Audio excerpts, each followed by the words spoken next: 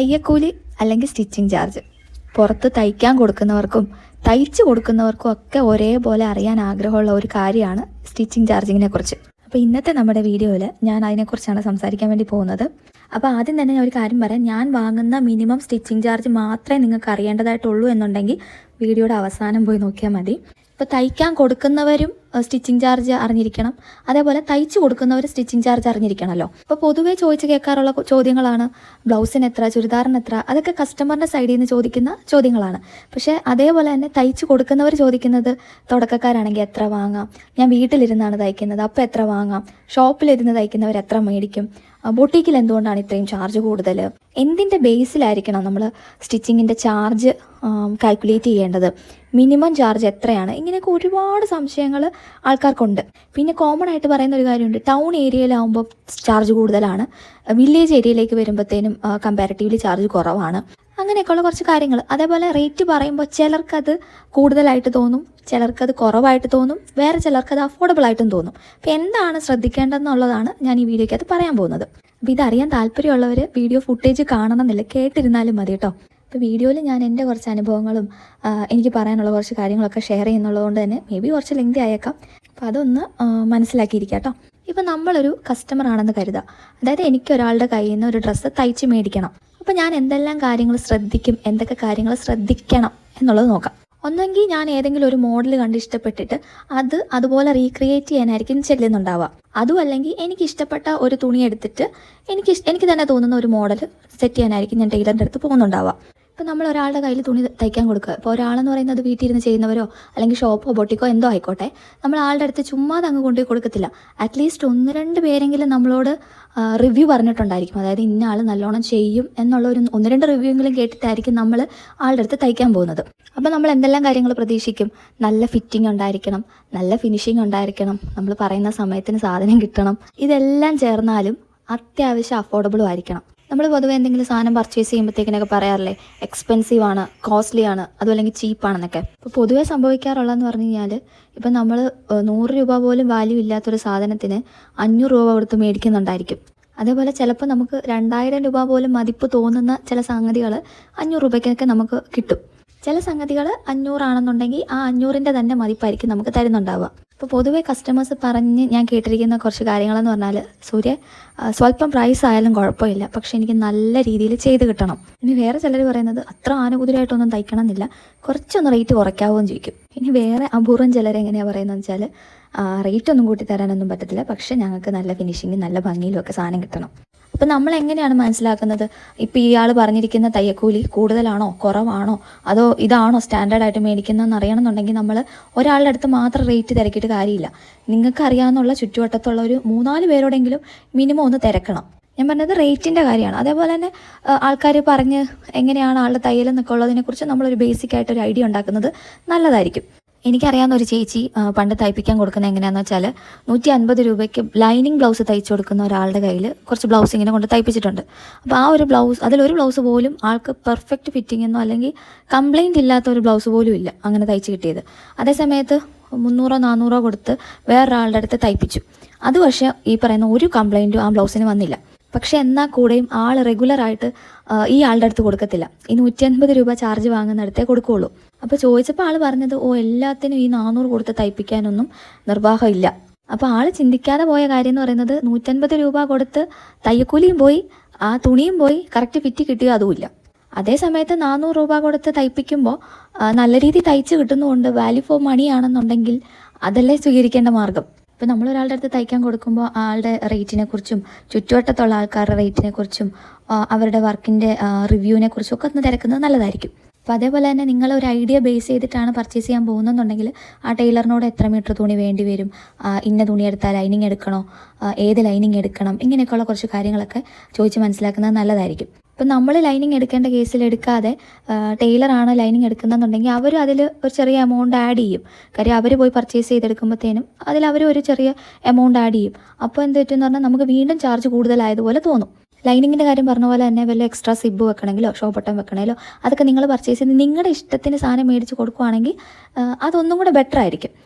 ചാർജിൻ്റെ കാര്യത്തിലും അതെ, നിങ്ങളുടെ ഇഷ്ടത്തിന് സാധനം കിട്ടുകയും ചെയ്യും. അതേപോലെ അർജൻറ്റ് വർക്കുകളുണ്ടല്ലോ, അതായത് ഇന്ന് കൊടുത്ത് നാളെ തരണം എന്നൊക്കെ പറയുന്ന കേസുകൾ, ഒട്ടുമിക്ക ടൈലേഴ്സും അതിനൊരു 100 രൂപയെങ്കിലും എക്സ്ട്രാ, അതായത് മിനിമം അവർ മേടിക്കുന്നതിനേക്കാൾ ഒരു 100 രൂപ അഡീഷണലായിട്ട് അതിൽ ചാർജ് ചെയ്യുന്നുണ്ടാവാം. ചിലർ ഇരട്ടി മേടിക്കുന്നവരെ വരെ എനിക്കറിയാം. പിന്നെ പറയാനുള്ളത് ഓൾട്രേഷൻ്റെ കാര്യമാണ്. മാക്സിമം നമ്മുടെ സൈസിന് ഒത്ത പോലെ ഒരെണ്ണം മേടിക്കുക. ചെറിയ ഷേപ്പിംഗ് ഒക്കെ വരുന്ന കേസുകൾ മാത്രം വരുന്ന പോലെ ഉള്ളത് ചൂസ് ചെയ്യാൻ വേണ്ടി ശ്രമിക്കുക.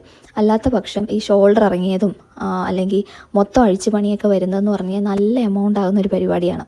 അത് ചെയ്യുന്നവരെ കുറ്റം പറയാനും പറ്റത്തില്ല. കാര്യം അതെല്ലാം അഴിച്ച് വെട്ടി തയ്ച്ച് വീണ്ടും നിങ്ങളുടെ സൈസിലേക്ക് അത് മാറ്റണം എന്ന് പറയുന്നത് ഒരു തുണി വെട്ടി പാകത്തിനുള്ള ഔട്ട്ഫിറ്റ് ആക്കുന്നതിനേക്കാളും ടൈമും എഫേർട്ടും എടുക്കുന്ന ഒരു കാര്യം തന്നെയാണ് ഓൾട്രേഷൻ. അപ്പോൾ അതും മനസ്സിലാക്കിയിരിക്കുക. അതേപോലെ മനസ്സിലാക്കേണ്ട ഒരു കാര്യം എന്ന് പറഞ്ഞാൽ, നമ്മൾ ഈ ഓർഗൻസ സാരിയൊക്കെ ഇല്ലേ, ഉടുക്കാൻ എന്തൊരു പ്രയാസമാണല്ലേ. അതുപോലെ പിടിച്ചാൽ കിട്ടാത്ത ഒത്തിരി തരത്തിലുള്ള മെറ്റീരിയൽസ് ഉണ്ട്. അപ്പോൾ ഇത് നമുക്ക് പോലും കൈകാര്യം ചെയ്യാൻ പറ്റുന്നില്ല. സാരി ഉടുക്കാനൊക്കെ ആണെങ്കിൽ പോലും, അല്ലെങ്കിൽ ഒരു ദുപ്പട്ട വെയർ ചെയ്യാനാണെങ്കിൽ പോലും നമ്മൾ എന്തോരം സ്ട്രഗിൾ ചെയ്യുന്നുണ്ട്. അപ്പോൾ അങ്ങനെയുള്ളൊരു മെറ്റീരിയൽ കൊടുത്ത് ഒരു ഡ്രസ്സ് സ്റ്റിച്ച് ചെയ്യിക്കുമ്പോഴത്തേനും അതൊന്ന് ടേബിളിൽ സെറ്റ് ചെയ്യാൻ തന്നെ എത്ര സമയം എടുക്കുമെന്നറിയാമോ? എന്നിട്ട് അതിൻ്റെ അലൈൻമെൻ്റ് ഒന്നും തെറ്റാതെ കട്ട് ചെയ്ത് സ്റ്റിച്ച് ചെയ്തെടുക്കുമ്പോൾ തന്നെ ഒരു സമയം പോകും. അതായത് ഒരു കോട്ടൺ ടോപ്പ് സ്റ്റിച്ച് ചെയ്യുന്നതിൻ്റെ ഒരു 4 ഇരട്ടി സമയം വേണമായിരിക്കും ഒരു ഓർഗൻസ ടോപ്പ് തയ്ച്ചെടുക്കുമ്പോഴത്തേനും. അപ്പോൾ അങ്ങനെ ചില മെറ്റീരിയൽസ് സ്റ്റിച്ച് ചെയ്യാൻ വേണ്ടി കൊടുക്കുമ്പോഴത്തേനും ഇതുപോലെ ടഫാണ്, തയ്ക്കാൻ പാടാണെന്ന് തോന്നുന്ന മെറ്റീരിയൽസ് ഉണ്ടല്ലോ, അതിന് ചിലപ്പോൾ നോർമൽ ചാർജിനേക്കാളും എക്സ്ട്രാ അവർ പേയ്മെൻറ്റ് പറയുന്നുണ്ടാവാം. അപ്പോൾ ഒഴുകി കിടക്കുന്ന തുണിയെന്ന് മാത്രമല്ല, ചില കട്ടിയുള്ള മെറ്റീരിയലും ഉണ്ട് നമുക്ക് കൈകാര്യം ചെയ്യാൻ നല്ല ബുദ്ധിമുട്ടുള്ള മെറ്റീരിയൽസ് ഉണ്ട്. യൂണിഫോമിൻ്റെ ഒക്കെ ചില മെറ്റീരിയൽസ് വരുമ്പോഴത്തേനും നല്ല പാടാണ് വെട്ടാനും എടുക്കാനും ഒക്കെ. അപ്പോൾ അതും ചിലർ ഈ പറയുന്ന പോലെ കുറച്ച് എമൗണ്ട് കൂട്ടി പറഞ്ഞെന്നിരിക്കാം. ഇതൊക്കെ കോമൺ ആയിട്ടുള്ള കാര്യങ്ങളാണ്. അതേപോലെ നമുക്ക് ശ്രദ്ധിക്കാൻ പറ്റുന്ന ഒരു കാര്യം എന്ന് പറഞ്ഞാൽ, ഈ കോട്ടൺ പോലുള്ള തുണികളില്ലേ, ലൈനിങ് ഒക്കെ ആണെങ്കിലും അതൊക്കെ ഒന്ന് നനച്ച് തേച്ച് കൊടുക്കുകയാണെന്നുണ്ടെങ്കിൽ അത്രയും നല്ലതായിരിക്കും. കാരണം ചിലപ്പോൾ ടൈലേഴ്സിന് അതൊന്നും ഈ പറയുന്ന പോലെ നനയ്ക്കാനോ തേക്കാനോ ഒന്നും ചിലപ്പോൾ നിന്നിരിക്കത്തില്ല. അപ്പോൾ എന്താ സംഭവിക്കുന്നതെന്ന് വെച്ചാൽ, അവർ തയ്ച്ച് കിട്ടി നമ്മളതിട്ട് ഒന്ന് നനച്ച് കഴിയുമ്പോഴായിരിക്കും അത് ചുരുങ്ങി പോകുന്നത്. അപ്പോൾ അത് ഒഴിവാക്കാനൊക്കെ ഏറ്റവും നല്ലത് ഈ പറയുന്ന പോലെ ആദ്യമേ അതൊന്ന് നനച്ച് അയൺ ചെയ്തൊക്കെ കൊടുക്കുകയാണെങ്കിൽ നല്ലതായിരിക്കും. പിന്നീട് ഒരു ഓൾട്രേഷനൊക്കെ വരാതിരിക്കാൻ വേണ്ടിയിട്ട് അത് ഹെൽപ്പാവും. ഞാനിത് പ്രത്യേകം എടുത്ത് പറയാൻ കാര്യം എന്താണെന്ന് വെച്ചാൽ, യൂട്യൂബിൻ്റെ വീഡിയോസൊക്കെ കണ്ടിട്ട് ലീന എന്ന് പറയുന്നൊരു ചേച്ചി എനിക്ക് ഓർഡർ തന്നിട്ടുണ്ടായിരുന്നു സ്റ്റിച്ച് ചെയ്യാൻ വേണ്ടിയിട്ട്. ചേച്ചി മാച്ചിങ് ലൈനിങ്ങും എടുത്ത് അതെല്ലാം നനച്ച് നല്ല നീറ്റാക്കിയാണ് എനിക്ക് തന്നിട്ടുണ്ടായിരുന്നത്. അതുകൊണ്ട് തന്നെ എനിക്ക് പകുതി എഫേർട്ട് കുറഞ്ഞു എന്ന് വേണം പറയാൻ വേണ്ടിയിട്ട്. അപ്പോൾ അങ്ങനെയുള്ള ചെറിയ ചെറിയ കാര്യങ്ങൾ നമ്മൾ ശ്രദ്ധിക്കുകയാണെങ്കിൽ തന്നെ വലിയ മാറ്റമായിരിക്കും നമ്മുടെ ഡ്രസ്സിലുണ്ടാവുക. പിന്നെ ചില ടൈലേഴ്സ് എന്ന് പറയുന്നത് അവരുടെ എക്സ്പീരിയൻസിനെ ബേസ് ചെയ്തിട്ടായിരിക്കും അവർ ചാർജ് മേടിക്കുന്നുണ്ടാവുക. അപ്പം നല്ല വർഷത്തെ എക്സ്പീരിയൻസ് ഉള്ളവർ അതനുസരിച്ചുള്ള റേറ്റും മേടിക്കാറുണ്ട്. അപ്പോൾ എന്ത് തന്നെയാണെങ്കിലും ആദ്യമേ ഡിസ്കസ് ചെയ്ത് എത്ര രൂപയാകും എന്നുള്ളത് കൺഫേം ചെയ്തിട്ട് മാത്രം അത് പ്രൊസീഡ് ചെയ്യുക. ചില ടൈലേഴ്സ് എങ്ങനെയാണെന്ന് വെച്ച് കഴിഞ്ഞാൽ, നിങ്ങളോട് ആ ബേസിക് സ്റ്റിച്ചിങ് ചാർജ് പറഞ്ഞിട്ടുണ്ടായിരിക്കും.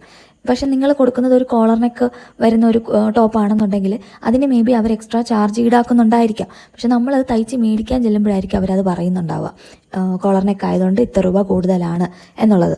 ഞാനിതെടുത്ത് പറയാൻ കാര്യം എന്താണെന്ന് വെച്ചാൽ, ഞാൻ കോളേജിൽ പഠിച്ചുകൊണ്ടിരുന്ന സമയത്ത് ഒരാൾക്ക് ഇതുപോലെ തയ്ക്കാൻ കൊടുത്തിട്ടുണ്ടായിരുന്നു. അപ്പോൾ അവരോട് ഞാൻ എത്ര രൂപയാകും കൃത്യമായ കാര്യങ്ങളെല്ലാം ചോദിച്ച് മനസ്സിലാക്കി ഞാനത് വീട്ടിലും പറഞ്ഞ് വീട്ടിൽ നിന്ന് പൈസ മേടിച്ചിട്ട് നമ്മളത് തിരിച്ച് മേടിക്കാൻ വേണ്ടി ചെന്നപ്പോഴത്തേനും ആൾ പറഞ്ഞ എമൗണ്ടിനേക്കാളും കൂടുതലാണ് എന്നോട് പറഞ്ഞത്. പക്ഷേ അതിൻ്റെ ഫിറ്റിങ്ങും കാര്യങ്ങളും എല്ലാം സൂപ്പറായിരുന്നു കേട്ടോ. എനിക്കിത് പേഴ്സണലി ഒരു ബുദ്ധിമുട്ടായിട്ട് ഫീൽ ചെയ്തിട്ടുണ്ടായിരുന്നു. വേറൊന്നുമല്ല, ഞാൻ തുടക്കത്തിലേ അതെല്ലാം ചോദിച്ച് മനസ്സിലാക്കിയതാണ് എത്ര രൂപയാകും എന്നുള്ള കാര്യങ്ങൾ. അപ്പോൾ അവരന്ന് പറയാതെ സ്റ്റിച്ച് ചെയ്ത് സാധനം നമുക്ക് കിട്ടി, നമുക്കത് ഇഷ്ടപ്പെട്ടു എന്ന് കണ്ടു കഴിഞ്ഞപ്പോഴത്തേനും കൂട്ടി പറഞ്ഞപ്പോൾ മേ ബി അതിനകത്ത് അവരുടെ വർക്ക് ഉണ്ടായിരിക്കാം, എഫേർട്ട് ഉണ്ടായിരിക്കാം, ശരിയാണ്. പക്ഷെ ഇത് ആദ്യമേ പറയുകയായിരുന്നെങ്കിൽ നമുക്കും കുറച്ചുകൂടെ ഈസി ആയിരിക്കുമല്ലോ. അപ്പോൾ അതുകൊണ്ട് തന്നെ ആദ്യമേ അതൊക്കെ ചോദിച്ച് മനസ്സിലാക്കിയിരിക്കുക. അതേപോലെ നമ്മൾ മനസ്സിലാക്കിയിരിക്കേണ്ട ഒരു കാര്യം, പ്രൈസ് കുറച്ച് കൂടുതലാണെന്ന് കേൾക്കുമ്പോഴത്തേനും അവരുടെ സ്റ്റിച്ചിങ് ക്വാളിറ്റി ഭയങ്കര സംഭവമാണ് എന്ന് വിചാരിക്കരുത്. അതേപോലെ പ്രൈസ് കുറവാണെന്ന് കരുതി ചിലപ്പോൾ അവരുടെ സ്റ്റിച്ചിങ് ക്വാളിറ്റി ഭയങ്കര മോശമാണ് എന്നും പറയാൻ പറ്റത്തില്ല. റേറ്റ് കുറവാണ് എന്ന് കരുതി അത് എപ്പോഴും നല്ല ക്വാളിറ്റി പ്രൊവൈഡ് ചെയ്യണമെന്നും നിർബന്ധമില്ല കേട്ടോ. ഇപ്പം നമ്മൾ ആ പ്രൈസിനെ അടിസ്ഥാനപ്പെടുത്തി അതിൻ്റെ ക്വാളിറ്റി നിശ്ചയിക്കാതെ അതിൻ്റെ ഫിറ്റിങ്ങും ഫിനിഷിങ്ങും അതിൻ്റെ ഡ്യൂറബിലിറ്റി, സ്റ്റിച്ചിങ്ങിൻ്റെ ഡ്യൂറബിലിറ്റി നോക്കി വേണം നമ്മളതിനെ വിലയിരുത്താൻ വേണ്ടിയിട്ട്. അപ്പോൾ അത്യാവശ്യം നല്ലതായിട്ട് തയ്ക്കുന്ന ടൈലേഴ്സ് അവരെ ഒരു പുച്ഛ മനോഭാവത്തോടെ കാണാതെ സ്വല്പം ഒരു റെസ്പെക്റ്റീവ് മൈൻഡിൽ കാണുകയാണെന്നുണ്ടെങ്കിൽ കുറച്ചുകൂടെ സ്മൂത്ത് ആയിരിക്കും. പ്രോപ്പറായിട്ടുള്ളൊരു കമ്മ്യൂണിക്കേഷൻ ബിൽഡ് ചെയ്തെടുക്കാനും ഒക്കെ ശ്രമിക്കണം. വേറൊന്നുമല്ല, മെഷർമെൻറ്റ് എടുക്കുന്നിടം തൊട്ട് അത് ക്ലീനായിട്ട് ഡ്രാഫ്റ്റ് ചെയ്ത് കട്ട് ചെയ്ത് സ്റ്റിച്ച് ചെയ്യുന്നതിനകത്തെല്ലാം അവരുടെ എക്സ്പീരിയൻസ് ആണുള്ളത്. അവരത്രയും വർഷം കൊണ്ട് പഠിച്ചെടുത്തിരിക്കുന്ന കാര്യങ്ങൾ. ഇപ്പം നമുക്ക് തന്നെ അറിയാം, മെഷർമെൻറ്റ് എടുക്കുന്നതിനകത്ത് എന്തെങ്കിലും വേരിയേഷൻ വരുവാണെന്നുണ്ടെങ്കിൽ അത് ഔട്ട്ഫിറ്റിനെ ബാധിക്കും. അതേപോലെ തയ്ച്ച് കിട്ടുന്ന വഴി തന്നെ ഫസ്റ്റ് ട്രയൽ അവിടെ വെച്ചെടുക്കുക. അതായത് ഇട്ട് നോക്കി കറക്റ്റ് ചെയ്ത് എന്തെങ്കിലുമൊക്കെ പ്രശ്നം ഉണ്ടോ ഇല്ലേ, പ്രശ്നം ഉണ്ടെങ്കിൽ അത് അവരോട് പറഞ്ഞു കൊടുക്കുക. ടൈലറിൻ്റെ അടുത്ത് പറയുക ഇന്നതാണ് പ്രശ്നം, അതല്ല കറക്റ്റ് ആണെന്നുണ്ടെങ്കിലും അത് അവരോട് പറയുക. എന്താണെന്ന് വെച്ചാൽ എങ്കിൽ മാത്രമേ അവർക്കും നിങ്ങളുടെ ബോഡി ടൈപ്പിനനുസരിച്ച് എന്തൊക്കെ വേരിയേഷൻ വരുത്താൻ പറ്റും, എങ്ങനെയൊക്കെ കറക്ഷൻസ് കൊടുക്കാൻ പറ്റുമോ എന്നുള്ളത് അവർക്കും ഒരു ഐഡിയ കിട്ടുകയുള്ളൂ. അപ്പം അങ്ങനെയൊക്കെയുള്ള കാര്യങ്ങളാണ് ഒരു കസ്റ്റമർ എന്നുള്ള നിലയ്ക്ക് നമ്മൾ ഒരു ടൈലറിൻ്റെ അടുത്ത് സ്റ്റിച്ച് ചെയ്യിക്കാൻ വേണ്ടി പോകുമ്പോഴത്തേനും അറിഞ്ഞിരിക്കേണ്ട കുറച്ച് കാര്യങ്ങൾ. ഇനി നമുക്ക് സംസാരിക്കാനുള്ളത് പുറത്തേക്ക് തയ്ച്ചു കൊടുക്കുന്ന ഒരാൾ സ്റ്റിച്ചിങ് ചാർജിനെ കുറിച്ച് മനസ്സിലാക്കിയിരിക്കേണ്ട കുറച്ച് കാര്യങ്ങളാണ്. ഞാൻ മുന്നേ പറഞ്ഞ പോലെ ഒരു ലൈനിങ് ബ്ലൗസിന് 150 രൂപ തൊട്ട് 1000 രൂപയോ അതിന് മുകളിലോ ഒക്കെ ചാർജ് ചെയ്യുന്ന സ്ഥലങ്ങളുണ്ട്.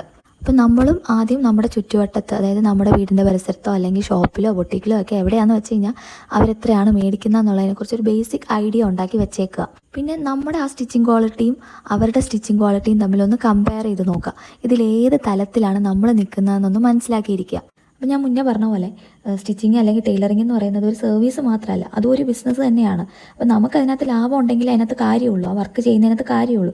അപ്പോൾ നമുക്ക് ലാഭം ഉണ്ടാക്കാം അല്ലെങ്കിൽ കസ്റ്റമറിന് ലാഭം ഉണ്ടാക്കാമെന്ന് കരുതി നമ്മൾ അതിൻ്റെ ക്വാളിറ്റിയിൽ ഒരു കാരണവശാലും കോംപ്രമൈസ് ചെയ്യരുത്.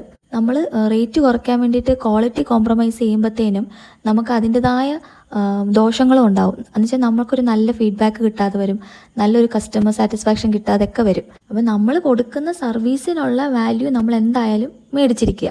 അതേപോലെ ചിലർക്കൊരു ധാരണയുണ്ട്, ഏറ്റവും റേറ്റ് കുറച്ച് മേടിച്ച് കഴിഞ്ഞാൽ കൂടുതൽ കസ്റ്റമേഴ്സ് വരും, അതുവഴി കൂടുതൽ ഏൺ ചെയ്യാൻ പറ്റും എന്നുള്ളത്. ഇതിനകത്ത് ഒളിഞ്ഞിരിക്കുന്ന 2 അപകടമുണ്ട്. എന്താണെന്ന് വെച്ചാൽ ചിലരെങ്കിലും വിചാരിക്കും ആളുടെ അടുത്ത് ഇത്രേ ചാർജ് ഉള്ളൂ, അപ്പോൾ അതിനുള്ള സർവീസേ അതിനകത്ത് കിട്ടുകയുള്ളൂ, നല്ല തയ്യലൊന്നും ആയിരിക്കത്തില്ല എന്ന് ചിലർ വിചാരിക്കും. അതേപോലെ ഒരു പ്രശ്നമാണ് നമ്മളിങ്ങനെ ഒരുപാട് റേറ്റ് കുറയ്ക്കുമ്പോഴത്തേന് നമുക്ക് വരുന്ന കസ്റ്റമേഴ്സും ആ ഒരു എന്താ പറയുക, ആ ഒരു ബേസിലുള്ള കസ്റ്റമേഴ്സ് ആയിരിക്കും വരുന്നത്. ഞാനിപ്പോൾ പറഞ്ഞതുണ്ടല്ലോ, പൈസയുടെ കാര്യം മാത്രമല്ല, ചില കസ്റ്റമേഴ്സ് എങ്ങനെയാണെന്ന് വെച്ചാൽ ഞാൻ ഈ തുടക്കത്തിലൊക്കെ 100-150 രൂപയ്ക്കൊക്കെ തയ്ച്ചുകൊണ്ടിരുന്ന സമയത്ത്, ഇപ്പോഴും അങ്ങനെയുള്ളവർ വരും, എന്നാലും 100-150 രൂപയ്ക്കൊക്കെ തയ്ച്ചുകൊണ്ടിരുന്ന സമയത്ത് എനിക്കൊരു റെഗുലറായിട്ടൊരു കസ്റ്റമർ വരുമായിരുന്നു. പുള്ളിക്കാരത്തി എങ്ങനെയാണെന്ന് വെച്ച് കഴിഞ്ഞാൽ വരും, തയ്പ്പിക്കും, എന്നിട്ട് ഇട്ട് നോക്കിയിട്ട് എന്തെങ്കിലുമൊക്കെ ആയിട്ട് കംപ്ലയിൻറ്റ് പറയും.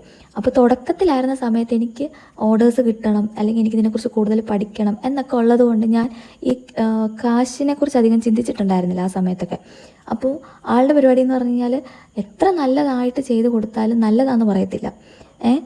പകരം എന്തെങ്കിലുമൊക്കെ മോശം പറഞ്ഞിട്ട് അതുകൊണ്ട് നീ തയ്യക്കൂലി കുറയ്ക്കണം എന്നും പറഞ്ഞ് നമ്മളെ കൊണ്ട് 150 പറയുന്നെങ്കിൽ അതിനെ കൊണ്ട് 50 കുറപ്പിച്ച് 100 തന്നിട്ട് പോകും. അതൊരു സ്ഥിരം പരിപാടിയായിരുന്നു. പോകെ പോകെ എനിക്ക് മനസ്സിലാവാൻ തുടങ്ങി. അതായത് മറ്റുള്ള കസ്റ്റമേഴ്സ് നമുക്ക് ഫീഡ്ബാക്ക് തരുമല്ലോ, എടി കുറച്ചുകൂടെ ബെറ്റർ ആയിട്ടുണ്ട്, മുന്നത്തെ പോലെ അല്ല, കുറച്ചുകൂടെ നല്ല പോലെയൊക്കെ ആയി വരുന്നുണ്ട് എന്നൊക്കെ മറ്റുള്ള കസ്റ്റമേഴ്സ് നമുക്ക് ഫീഡ്ബാക്ക് തരുമ്പോഴത്തേനും ഈ ആളുടെ അടുത്തുനിന്ന് മാത്രം നമ്മൾ വീണ്ടും വീണ്ടും ഈ വഴക്ക് തന്നെയായിരിക്കും കേട്ടോണ്ടിരിക്കുന്നത്.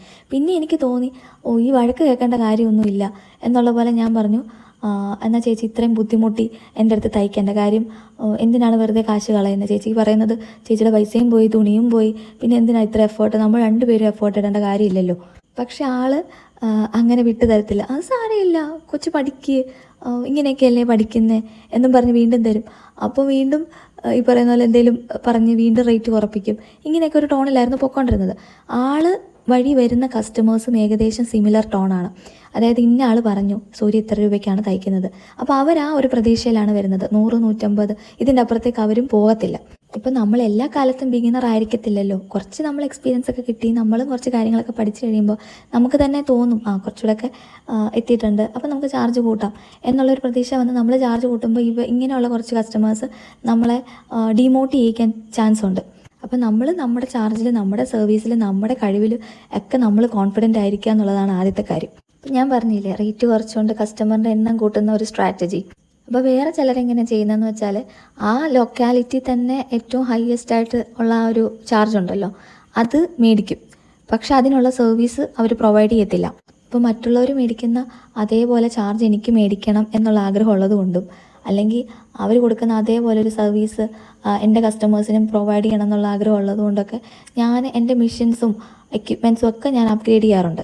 ഇപ്പോൾ ഇൻഡസ്ട്രിയൽ മെഷീൻ എടുത്തതും ഓവർലോക്ക് മെഷീൻ എടുത്തതും സ്റ്റീം അയൺ എടുത്തതും ഒക്കെ ഈ ഒരു കാര്യത്തിന് വേണ്ടിയിട്ടാണ്.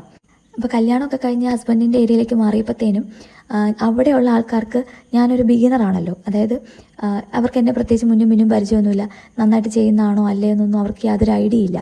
അങ്ങനെ ഇരിക്കുന്ന സമയത്ത് ഞാൻ ആ ടൈമിൽ 250 രൂപയായിരുന്നു ഒരു ലൈനിങ് ബ്ലൗസിന് ചാർജ് ചെയ്തിരുന്നത് ആ സമയത്ത്. അപ്പോൾ എൻ്റെ വീട്ടിൽ ഇതേപോലെ തയ്ക്കുന്ന മറ്റൊരു ചേച്ചി വന്നപ്പം ഞാൻ തുണി ഇങ്ങനെ തേച്ചോണ്ടിരിക്കുകയാണ്. അതായത് മാർക്ക് ചെയ്യുന്നതിന് മുന്നേ ഞാനിങ്ങനെ അയൺ ചെയ്യുകയാണ്. അപ്പോൾ ആൾ എന്നോട് ചോദിച്ചു, തേച്ചിട്ടാണോ മാർക്ക് ചെയ്യുന്നതെന്ന് ചോദിച്ചു.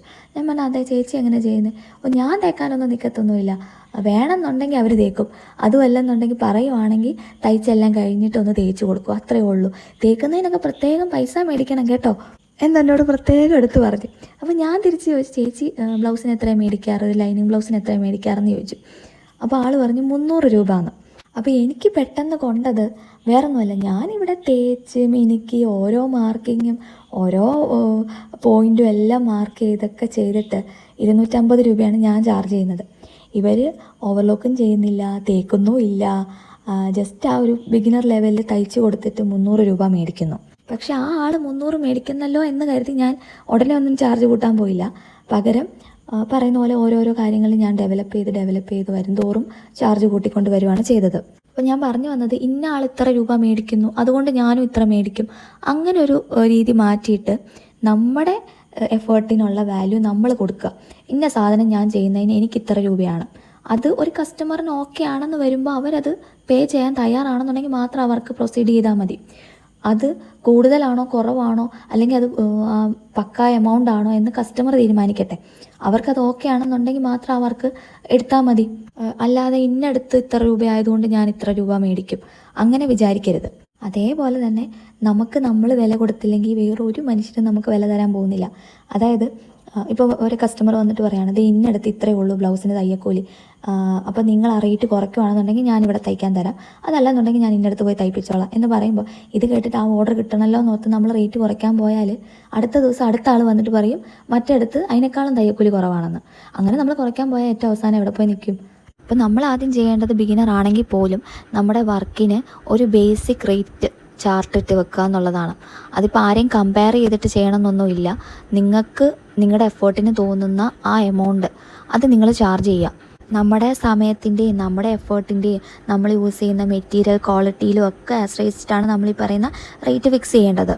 അതേപോലെ ഞാൻ മുന്നേ പറഞ്ഞിട്ടുള്ളൊരു കാര്യമാണ്, നമ്മൾ ഒരു ലൈനിങ്ങോ അല്ലെങ്കിൽ എക്സ്ട്രാ അതിനകത്ത് അഡീഷണലായിട്ട് എന്ത് തന്നെ ആഡ് ചെയ്ത് കൊടുത്തെന്ന് പറഞ്ഞാലും അതിനൊരു എക്സ്ട്രാ പേയ്മെൻറ്റ് മേടിക്കാം. ഇപ്പോൾ ലൈനിങ്ങിൻ്റെ എമൗണ്ട് മാത്രമല്ല, അതിനകത്തൊരു ചെറിയ എമൗണ്ട് നമുക്കും ആഡ് ചെയ്ത് മേടിക്കുക. കാരണം കസ്റ്റമർ തരാത്ത പക്ഷം, കസ്റ്റമർ ലൈനിങ് തരുന്നില്ല നിങ്ങൾ എടുത്തോളൂ എന്ന് പറയുന്ന പക്ഷം, നമ്മൾ നമ്മുടെ പൈസയ്ക്ക് വണ്ടിക്കൂലി മുടക്കി അവിടെ പോയി ചെന്ന് സാധനം മേടിച്ചുകൊണ്ട് വന്ന് വെക്കുമ്പോഴത്തേനും ആ ലൈനിങ്ങിൻ്റെ പ്രൈസ് മാത്രം കൊടുത്താൽ നമുക്ക് അതിനകത്ത് ലാഭമുണ്ടോ? ലാഭമില്ല, നഷ്ടത്തിലായി പോകത്തേ ഉള്ളൂ. പിന്നെ കഴിയുന്നുണ്ടെങ്കിൽ കോമൺ കളേഴ്സ് വരുന്ന പോലത്തെ കുറച്ച് മെറ്റീരിയൽസൊക്കെ പർച്ചേസ് ചെയ്ത് വെച്ചേക്കാം. ലൈനിങ് ആണെങ്കിലും ത്രെഡ് ആണെങ്കിലും പെട്ടെന്ന് ഇങ്ങനെ എപ്പോഴും പോകാൻ നിൽക്കാതെ കുറച്ച് സാധനമൊക്കെ സ്റ്റോക്ക് വെക്കുന്നത് നല്ലതായിരിക്കും. അതേപോലെ നമുക്ക് കൈകാര്യം ചെയ്യാൻ പറ്റാത്ത തുണികൾ, ഞാൻ മുന്നേ പറഞ്ഞ പോലെ ഓർഗൻസൊക്കെ പോലെ പിടിച്ചാൽ കിട്ടുകയില്ലാത്ത തുണികളൊക്കെയാണ് നമ്മുടെ കയ്യിൽ തരുന്നതെന്നുണ്ടെങ്കിൽ അത് കസ്റ്റമറിനോട് പറയാം, ഇന്നതാണ് കാര്യം, അതുകൊണ്ട് ഇത്ര രൂപ കൂട്ടും എന്നുള്ളത്. നമ്മുടെ കഴിവിനെ അണ്ടർ എസ്റ്റിമേറ്റ് ചെയ്യാതെ നമ്മൾ ഒരു കോമ്പറ്റേറ്റീവ് മൈൻഡിൽ തന്നെ വർക്ക് ചെയ്യുകയാണെന്നുണ്ടെങ്കിൽ നമുക്ക് അധികം നഷ്ടത്തിലൊന്നും പോകാതെ ഒരുവിധ ലാഭത്തിലൊക്കെ നമുക്കിത് കൊണ്ടുപോകാൻ പറ്റും. പിന്നെ അർജൻറ്റ് ഓർഡേഴ്സൊക്കെ വരുമ്പോഴത്തേനും ഒരു ചെറിയ എമൗണ്ട് കൂട്ടി മേടിക്കുന്നത് നല്ലതായിരിക്കും. കാരണം എന്താണെന്ന് വെച്ചാൽ നമ്മൾ വേറുള്ളവർക്ക് വേണ്ടിയിട്ട് ചെയ്ത് കൊടുക്കേണ്ട സമയത്ത് നമ്മൾ ഈ അർജൻറ്റ് ഓർഡർ ചെയ്യുമ്പോൾ മറ്റുള്ളവർക്ക് വേണ്ടി ആ മാറ്റി വെച്ച വർക്കില്ലേ അത് ചെയ്യാൻ വേണ്ടി നമ്മൾ 4 ഇരട്ടി എഫേർട്ട് ഇടണം. അപ്പം നമുക്ക് നഷ്ടം ഫീൽ ചെയ്യരുത്, അതിന് വേണ്ടിയിട്ടാണ് അങ്ങനെ പറഞ്ഞത്. അതേപോലെ ഒരു കസ്റ്റമർ നമുക്ക് ക്യാഷ് പേ ചെയ്യുമ്പോഴത്തേനും അതിൻ്റെ ഫിറ്റിങ്ങും ഫിനിഷിങ്ങും അത് മാത്രമല്ല, അത് ആ സാധനം സമയത്ത് കിട്ടുക എന്നുള്ളൊരു കാര്യം കൂടെ ഉണ്ടല്ലോ. അപ്പോൾ ഏതെങ്കിലും ഒരു സാഹചര്യത്തിൽ നിങ്ങൾക്കത് ചെയ്യാൻ പറ്റിയില്ല എന്നുണ്ടെങ്കിൽ അത് കസ്റ്റമറിനെ പറഞ്ഞൊന്ന് മനസ്സിലാക്കാൻ വേണ്ടി ശ്രമിക്കുക. കാരണം എപ്പോഴും എല്ലാവരുടെയും സിറ്റുവേഷൻ ഒരേപോലെ ആയിരിക്കണം എന്നില്ല. ചില സമയത്ത് നമുക്ക് ഒരു പണിയും നടക്കാതൊക്കെ വരുന്ന സിറ്റുവേഷൻസ് ഉണ്ടാവും, അതെല്ലാവർക്കും അറിയാമല്ലോ. ചില കസ്റ്റമേഴ്സ് അത് അക്സെപ്റ്റ് ചെയ്യുന്നവരുണ്ടാവാം, ചിലരെന്ന് പറഞ്ഞാൽ ഒരു തരത്തിലും കോംപ്രമൈസ് ചെയ്യാത്തവരും ഉണ്ട്. പിന്നെ ഇപ്പം എന്ന് പറഞ്ഞാൽ ഓഫ്ലൈനായിട്ട് മാത്രമല്ലല്ലോ, അതായത് ഡയറക്റ്റ് കസ്റ്റമേഴ്സ് മാത്രമല്ല, ഓൺലൈനായിട്ടും കസ്റ്റമേഴ്സ് ഉണ്ട്. അപ്പോൾ എനിക്ക് പലപ്പോഴും തോന്നിയിട്ടുണ്ട് ഓൺലൈൻ കസ്റ്റമൈസേഷൻ കുറച്ചുകൂടെ എന്താ പറയുക ടേക്ക് കെയർ ചെയ്യേണ്ട സംഭവമാണ്. ഓഫ്ലൈൻ കസ്റ്റമേഴ്സ് എന്ന് പറയുമ്പോൾ അല്ലെങ്കിൽ ഡയറക്റ്റ് കസ്റ്റമർ എന്ന് പറയുമ്പോൾ നമുക്ക് ഓൾറെഡി അവർ അവൈലബിൾ ആണല്ലോ. ഇപ്പോൾ മെഷർമെൻറ്റ് എടുക്കാനാണെങ്കിലും തയ്ച്ചത് ഇട്ട് കാണാനാണെങ്കിലും നമുക്ക് അതിനകത്തുനിന്ന് എന്തെങ്കിലും കറക്ഷൻസ് ഒക്കെ കണ്ടുപിടിക്കാനാണെങ്കിലും അവർ ഓൾറെഡി ഡയറക്റ്റ് നമ്മുടെ അടുത്തുണ്ട്. അതേസമയത്ത് ഓൺലൈൻ വരുമ്പോഴത്തേനും ഈ പറയുന്ന പോലെ മെഷർമെൻറ്റ് എടുക്കാനാണെങ്കിലും അല്ലെങ്കിൽ തയ്ച്ചത് ഇട്ട് കാണാനാണെങ്കിലും എന്തൊക്കെയാണെന്നുള്ളത് പ്രശ്നങ്ങളൊന്ന് പെട്ടെന്നൊന്ന് ഐഡൻറ്റിഫൈ ചെയ്യാനും ഒക്കെ സ്വല്പം ബുദ്ധിമുട്ടാണ്. പക്ഷെ പറയാറുണ്ടല്ലോ നാടോടുമ്പോൾ നടുവേ ഓടണമെന്ന് എന്ന് പറയുന്ന പോലെ ഇപ്പോഴത്തെ ഒരു ട്രെൻഡിൽ ഇതാണല്ലോ സംഭവം, ഓൺലൈനാണല്ലോ എല്ലാം. അപ്പം നമ്മളും ആ ഒരു ഫീൽഡും ഒന്ന് ഡെവലപ്പ് ചെയ്യുവാണെങ്കിൽ നല്ലതായിരിക്കും. അപ്പോൾ ഈ ഓൺലൈൻ കസ്റ്റമൈസേഷനൊക്കെ വന്ന ശേഷമാണ് എനിക്കൊരു കാര്യം മനസ്സിലായത്. അതായത് നമ്മുടെ ചുറ്റുവട്ടത്തുള്ള ആൾക്കാരുടെ റേറ്റ് മാത്രം നമ്മൾ അറിഞ്ഞിരുന്നിട്ട് കാര്യമില്ല. ഇപ്പോൾ ഒരു എക്സാമ്പിൾ പറയുകയാണെന്നുണ്ടെങ്കിൽ സിമ്പിളായിട്ടൊരു ലൈൻ ടോപ്പ് തയ്ക്കുന്ന അതേ റേറ്റ് നമുക്കൊരു ആലിയ കട്ടിൽ ചാർജ് ചെയ്യാൻ പറ്റത്തില്ല. കാര്യം അതിനകത്ത് എഫേർട്ട് കൂടുതലുണ്ട്. അപ്പം കസ്റ്റമർ ചോദിക്കുന്ന ഒരു പ്രോഡക്റ്റ് അല്ലെങ്കിൽ ഒരു സർവീസിലേക്ക് നമുക്ക് എത്ര രൂപ ചാർജ് ചെയ്യണമെന്ന് നമ്മൾ അറിഞ്ഞിരിക്കണം എന്നുണ്ടെങ്കിൽ ഈ പറയുന്ന പോലെ മറ്റുള്ള സ്ഥലങ്ങളിലും അല്ലെങ്കിൽ ഒരു ബൊട്ടീക്കിലോ ഒക്കെ എത്ര രൂപ ചാർജ് ചെയ്യും എന്നുള്ളതിനെക്കുറിച്ച് ഒരു ഐഡിയ വെച്ചിരിക്കുന്നത് എപ്പോഴും നല്ലതാണ്. പിന്നെ നമ്മൾ പറഞ്ഞു കേൾക്കാറില്ലേ, ടൗൺ ഏരിയ ആണെങ്കിൽ ഇത്ര രൂപ, വില്ലേജ് ഏരിയ ആണെങ്കിൽ ഇത്ര രൂപ, ഈ വില്ലേജ് ഏരിയ തന്നെ വീടിനകത്തിരുന്ന് തയ്ക്കുന്നവരാണെങ്കിൽ ഇത്ര രൂപ, അങ്ങനെയൊക്കെ പറഞ്ഞിട്ട് ഓരോ തരംതിരിവുകൾ. അപ്പം ഓൺലൈൻ കസ്റ്റമൈസേഷൻ ചെയ്യാൻ തുടങ്ങിയ പിന്നെ എനിക്ക് മനസ്സിലായി ഇതിനകത്ത് പ്രത്യേകിച്ച് കാര്യമൊന്നുമില്ല. അവർ നോക്കുന്നത് അവർക്ക് നല്ല ഫിറ്റിങ്ങിന് കിട്ടിയോ, നല്ല ഫിനിഷിങ്ങിന് കിട്ടിയോ, സമയത്ത് സാധനം കിട്ടിയോ, ഇത് തന്നെയാണ് എല്ലാ കസ്റ്റമറും നോക്കുന്നത്. അല്ലാതെ നിങ്ങൾ ടൗണിലിരുന്ന് തയ്ച്ചെന്നോ നിങ്ങൾ വീട്ടിൽ ഇരുന്ന് തയ്ച്ചെന്നോ പറഞ്ഞിട്ട് പ്രത്യേകിച്ച് കാര്യമൊന്നുമില്ല. നമുക്ക് തരുന്ന സാധനം നല്ല രീതിയിൽ പ്രസൻറ്റ് ചെയ്ത് അവർക്ക് തിരിച്ചു കൊടുക്കുക, അതിനകത്താണ് നമ്മൾ ചാർജ് മേടിക്കേണ്ടത്. അപ്പം ടൗൺ ഏരിയയിലൊക്കെ നോക്കുവാണെങ്കിൽ അല്ലെങ്കിൽ ഷോപ്പിലൊക്കെ നോക്കുവാണെങ്കിൽ അവർക്ക് സ്റ്റാഫ് ഉണ്ടായിരിക്കും, അതും അല്ലെങ്കിൽ അവർക്ക് റെൻ്റ് ഉണ്ടായിരിക്കും, അങ്ങനെ പല കാര്യത്തിൻ്റെ ബേസിലായിരിക്കും അവർ ചാർജ് മേടിക്കുന്നുണ്ടാവുക. പക്ഷേ ഒരു കസ്റ്റമർ അത്രയൊന്നും ചിന്തിക്കത്തില്ല. അവർ ഇപ്പോൾ ഒരു ബ്ലൗസ് തയ്ക്കാൻ കൊടുത്തു, ഇത്ര രൂപ അവർ പറഞ്ഞു, അവർക്കത് അഫോർഡബിൾ ആണെന്ന് തോന്നി, അല്ലെങ്കിൽ നല്ല രീതിയിൽ അത് ചെയ്ത് കിട്ടുന്നുണ്ട് എന്നുണ്ടെങ്കിൽ അവരത് പേ ചെയ്യും. അതേ ക്വാളിറ്റി അതേ സർവീസ് വീട്ടിലിരുന്ന ഒരാൾ ചെയ്ത് കൊടുക്കുകയാണെങ്കിൽ ആ എമൗണ്ട് അവർക്ക് കൊടുക്കുന്നതിനകത്ത് പ്രത്യേകിച്ച് ബുദ്ധിമുട്ടുണ്ടെന്ന് എനിക്ക് തോന്നുന്നില്ല. അപ്പം നമുക്ക് തന്നെ അറിയാം എത്രയോ ബൊട്ടിക്സിലൊക്കെ തയ്പ്പിച്ചിട്ട് ഓൾട്രേഷന് വേണ്ടിയിട്ട് നമ്മുടെ അടുത്ത് വരുന്നുണ്ടെന്നുള്ളത്. പിന്നെ ചിലർക്കെന്ന് പറഞ്ഞാൽ ഒരു മുൻധാരണയാണ്, ബൊട്ടീക്കിലൊക്കെ കൊടുത്തു കഴിഞ്ഞാൽ ഭയങ്കര അടിപൊളിയായിട്ട് അത് ചെയ്ത് കിട്ടും എന്നുള്ള ഒരു മുൻധാരണ. അപ്പോൾ കഴിഞ്ഞ ദിവസം ഞാൻ യൂട്യൂബിലൊരു വീഡിയോ കണ്ടിട്ടുണ്ടായിരുന്നു. ആതിര എന്ന് പറയുന്നൊരു ആരി വർക്കൊക്കെ ചെയ്യുന്ന ഒരു കുട്ടിയുടെ, ആ കുട്ടി പറയുന്നുണ്ടായിരുന്നു 3000 രൂപ എന്തോ നഷ്ടമായി. അതായത് വെളിയിൽ കൊടുത്ത് തയ്പ്പിച്ചു, ആൾ ആരി വർക്ക് ചെയ്തിട്ട് അവർക്ക് കസ്റ്റമറിന് അത് ഫിനിഷിങ് നല്ല ഫിറ്റിങ് വേണമെന്നൊക്കെ പറഞ്ഞിട്ട് ആൾ പുറത്ത് കൊണ്ട് തയ്പ്പിച്ചിട്ട് അത് സെറ്റായി കിട്ടിയില്ല, ഇത്ര രൂപ പോയി, അല്ലെങ്കിൽ ആൾ ചെയ്ത എഫേർട്ട് പോയി, തുണി പോയി, അവരാ തയ്യക്കൂലി മാത്രമേ തിരിച്ചു കൊടുത്തിട്ടുണ്ടായിരുന്നുള്ളൂ. അപ്പം അതിനകത്തൊന്നും പ്രത്യേകിച്ച് കാര്യമില്ലെന്നുള്ളത് നമുക്കിപ്പോൾ മനസ്സിലായല്ലോ. അപ്പോൾ നമ്മൾ ചെയ്യേണ്ടതെന്ന് പറഞ്ഞാൽ നമ്മുടെ സ്റ്റിച്ചിങ്ങിൻ്റെ ക്വാളിറ്റി ഇമ്പ്രൂവ് ചെയ്യുക, സ്കില്ല് ഇമ്പ്രൂവ് ചെയ്യുക, ഇങ്ങനെയൊക്കെയുള്ള കാര്യങ്ങളാണ്. അപ്പോൾ അതനുസരിച്ച് നമുക്ക് ചാർജും മേടിക്കാൻ പറ്റും. അപ്പോൾ ഒരു ഷോർട്ട് വീഡിയോ ഞാൻ പറഞ്ഞില്ലേ, 150 രൂപ ചാർജ് പറഞ്ഞു കഴിഞ്ഞാൽ 100 തന്നിട്ട് പോകുന്ന ആൾക്കാരുണ്ട്. പക്ഷേ അതേപോലെ തന്നെ 100 പറഞ്ഞാൽ 200 തന്നിട്ട് പോകുന്ന ആൾക്കാരും ഉണ്ട്. പിന്നെ ചില ആൾക്കാർ എങ്ങനെയാണെന്ന് വെച്ചാൽ വീട്ടിലിരുന്ന് തയ്ക്കുവാണല്ലോ എന്നുള്ള രീതിയിൽ അവരെ അങ്ങ് അണ്ടർ എസ്റ്റിമേറ്റ് ചെയ്യും. കാര്യം ഞാൻ വീട്ടിൽ ഇരുന്ന് തയ്ക്കുന്ന ഒരാളാണെങ്കിൽ ഞാൻ 3 ഷോപ്പുകാർക്ക് വേണ്ടിയിട്ട് വർക്ക് ചെയ്തിട്ടുണ്ട്. അതിലൊരാളുമായിട്ട് ഇപ്പോഴും ഞാൻ വർക്ക് ചെയ്യുന്നുമുണ്ട്. പക്ഷേ എനിക്ക് പറ്റിയ ഒരു അബദ്ധം ഞാൻ നിങ്ങളോട് ഷെയർ ചെയ്യാം. ഞാൻ അവരുടെ വർക്ക് ഏറ്റെടുത്ത് ചെയ്യുന്ന സമയത്ത് എനിക്ക് പറയുന്ന പോലെ സ്റ്റിച്ചിങ്ങിൻ്റെ ചാർജസിനെ കുറിച്ചോ അല്ലെങ്കിൽ ഇത്ര മേടിക്കണം അതിനെക്കുറിച്ചൊന്നും വലിയ ധാരണയൊന്നും ഇല്ല ആ സമയത്ത്. അപ്പോൾ കുഞ്ഞുള്ളതുകൊണ്ട് എനിക്ക് ഷോപ്പിൽ പോയി ഇരുന്ന് വർക്ക് ചെയ്ത് കൊടുക്കാനും പറ്റത്തില്ലായിരുന്നു. അപ്പോൾ അവർ ചെയ്തുകൊണ്ടിരുന്നത് എന്താണെന്ന് വെച്ചാൽ എനിക്ക് മെഷർമെൻറ്റ്സ് ഒന്നെങ്കിൽ അളവ് ടോപ്പ് തരും, അല്ലെങ്കിൽ അവർ മെഷർമെൻറ്റ് എടുത്തത് തരും, എന്നിട്ട് മെറ്റീരിയലും തരും. ഞാനത് ഈ പറയുന്ന പോലെ കട്ട് ചെയ്ത് സ്റ്റിച്ച് ചെയ്ത് ഓവർലോക്ക് ചെയ്ത് അയൺ ചെയ്ത് എങ്ങനെയാണോ ഒരു കസ്റ്റമറിൻ്റെ കയ്യിലേക്ക് കൊടുക്കുന്നത് അതുപോലെ തന്നെ ഞാൻ കൊടുക്കും. അപ്പോൾ കസ്റ്റമറിനോട് അവർ ചാർജ് ചെയ്യുന്നതിൻ്റെ നേരെ പകുതി എമൗണ്ട് ആയിരുന്നു എനിക്ക് തന്നുകൊണ്ടിരുന്നത്. അപ്പോൾ ഷോപ്പിലൊക്കെ കാര്യം നിങ്ങൾക്കറിയാമല്ലോ, അവിടെ ഒരു കട്ടിങ് മാസ്റ്റർ ഉണ്ടായിരിക്കും, ടൈലേഴ്സും ഉണ്ടായിരിക്കും. ഞാൻ തന്നെ കട്ട് ചെയ്യണം, ഞാൻ തന്നെ സ്റ്റിച്ച് ചെയ്യണം, ഞാൻ തന്നെ ഓവർലോക്ക് ചെയ്യണം, ഞാൻ തന്നെ അയൺ ചെയ്യണം. അപ്പോൾ അവർക്ക് പ്രത്യേകിച്ച് യാതൊരുവിധ എഫോർട്ടും ഇല്ല. ഈ ഓർഡർ നമുക്ക് തരുന്നു എന്നുള്ളതല്ലാതെ കണ്ട് ഇതിനകത്ത് വേറെ കോൺട്രിബ്യൂഷൻസ് ഒന്നും അവരുടെ വകയില്ല. അപ്പോൾ ഷോപ്പിലെ കാര്യം അറിയാമല്ലോ, കട്ടിങ് മാസ്റ്ററിന് ഇത്ര രൂപ, സ്റ്റിച്ചിങ് ഒരു പീസ് ഇത്ര ചെയ്യുന്നതിന് ഇത്ര രൂപ, അങ്ങനെ ബേസ് ചെയ്തിട്ടായിരിക്കുമല്ലോ അവരുടെ ചാർജ് എന്ന് പറയുന്നത്. എൻ്റെ കേസിലേക്ക് വന്നപ്പോൾ കറണ്ട് ചാർജ് ആണെങ്കിലും ഞാൻ കൊടുക്കണം, നൂലാണെങ്കിലും ഞാൻ എടുക്കണം, എഫോർട്ടും എല്ലാ കാര്യവും ഞാൻ തന്നെ ചെയ്യണം. പിന്നെ എനിക്കൊരു തോന്നലായി, അതായത് ഞാൻ ഇടുന്ന എഫേർട്ടിനുള്ള പൈസ എനിക്ക് കിട്ടുന്നില്ല എന്ന് തോന്നിയത് കൊണ്ട് അതിൽ 2 ഷോപ്പുകാരെ ഞാൻ ഒഴിവാക്കി. മറ്റൊരാൾ ഇപ്പോഴും ഓർഡർ തരാറുണ്ട്. കാരണം ഞാനിങ്ങനെ പറഞ്ഞു കഴിഞ്ഞപ്പോഴത്തേനും അവർ ഞാൻ വാങ്ങുന്ന ചാർജ്, ബേസിക് ചാർജ് ഉണ്ടല്ലോ, അത് ഞാൻ മേടിക്കും. എന്നിട്ട് അവർക്ക് അഡീഷണലായിട്ട് എത്രയാണോ ചാർജ് കൂട്ടി മേടിക്കേണ്ടത് അത് അവരും മേടിക്കും. അപ്പോൾ അങ്ങനെ ആയിക്കഴിഞ്ഞപ്പോഴത്തേനും എനിക്കും കുഴപ്പമില്ല, അവർക്കും കുഴപ്പമില്ല. അപ്പോൾ ഞാനിതെടുത്ത് പറയാൻ കാര്യം എന്താണെന്ന് വെച്ചാൽ, നമ്മൾ വീട്ടിലിരുന്ന് ചെയ്യുന്നു, നമുക്ക് വർക്ക് കുറവാണ് എന്നൊക്കെ ഉള്ളൊരു തോന്നലിൽ നമ്മൾ വിചാരിക്കും നമ്മുടെ അതിനകത്ത് ഇത്ര വലിയ സംഭവമൊന്നും ഇല്ല എന്നുള്ള വിചാരത്തിൽ നമ്മളിരിക്കും. പക്ഷേ അത് യൂട്ടിലൈസ് ചെയ്യാൻ വേറുള്ള ആൾക്കാർ ശ്രമിക്കും. കാര്യം നമ്മളറിയുന്നില്ല പുറത്ത് എന്താണ് ഡിസ്കഷൻ നടക്കുന്നതെന്നുള്ളതൊക്കെ. നമ്മുടെ സർവീസിൽ നമ്മുടെ വാല്യൂവിൽ നമ്മൾ കോംപ്രമൈസ് ചെയ്യാതിരിക്കുക. നിങ്ങൾ കൊടുക്കുന്ന സർവീസിന് നിങ്ങൾ വാല്യൂ മേടിക്കുന്ന പോലെ തന്നെ നിങ്ങൾ മേടിക്കുന്ന വാല്യൂവിനുള്ള സർവീസ് നിങ്ങൾ കൊടുക്കാൻ വേണ്ടിയിട്ട് എപ്പോഴും ശ്രമിക്കുക. പിന്നെ ഞാൻ ചില സാഹചര്യത്തിൽ റേറ്റിൽ കോംപ്രമൈസ് ചെയ്യാറുണ്ട്. അത് എങ്ങനെയാണെന്ന് വെച്ചാൽ, ഇപ്പോൾ റെഗുലറായിട്ട് തയ്ക്കുന്ന ഒരാളായിരിക്കും നമ്മുടെ അടുത്ത്. അപ്പോൾ ഞാൻ നോർമലി ഒരു ലൈനിങ് ടോപ്പിന് 300 രൂപയാണ് സ്റ്റിച്ചിങ് ചാർജായിട്ട് മേടിക്കുന്നത്. അപ്പോൾ വീട്ടിലിടാൻ വേണ്ടിയിട്ടാണ് ഒരു ടോപ്പ് തയ്ക്കണം, അതിന് ഈ പറയുന്ന വലിയ ഫിനിഷിംഗ് ഒന്നും വേണ്ട എന്ന് പറയുവാണെന്നുണ്ടെങ്കിൽ അതിൽ ഞാനൊരല്പം ഫിനിഷിംഗ് ഒക്കെ കുറയ്ക്കും. ഇപ്പോൾ ക്യാൻവാസ് മാറ്റും, അയണിങ് ചെയ്യുന്ന പരിപാടി മാറ്റും, അങ്ങനെയൊക്കെ കുറച്ച് കാര്യങ്ങൾ കുറയ്ക്കുമ്പോഴത്തേനും എനിക്ക് ചാർജും കുറയ്ക്കാൻ പറ്റും. അപ്പോൾ അതിൽ അവർ ഓക്കെയാണ്. കാര്യം വീട്ടിലിടാനുള്ളൊരു ഡ്രസ്സിനകത്ത് അത്ര ഒരുപാട് മിനുക്ക് പണികളുടെ ഒന്നും ആവശ്യമില്ലല്ലോ. അപ്പോൾ അങ്ങനെയൊക്കെയുള്ള ആവശ്യഘട്ടങ്ങളിലൊക്കെ ഞാൻ റേറ്റ് അഡ്ജസ്റ്റ് ചെയ്യാറുണ്ട്. അപ്പോൾ അതൊക്കെ നമ്മുടെ വിവേചന ബുദ്ധിക്ക് വിട്ടുകൊടുത്ത് ചെയ്യുക. നിങ്ങൾക്ക് കസ്റ്റമറിന് നഷ്ടമായി എന്ന് തോന്നാത്ത രീതിയിൽ വർക്ക് ചെയ്യുക. അപ്പോൾ അത്രയൊക്കെയുള്ള കാര്യങ്ങളാണ് എനിക്ക് പറയാനായിട്ടുള്ളത്. അപ്പോൾ ഇനി ഞാൻ എത്രയാണ് മേടിക്കുന്നതെന്നൊക്കെ ഉള്ളതിൻ്റെ ചാർട്ട് ഇവിടെ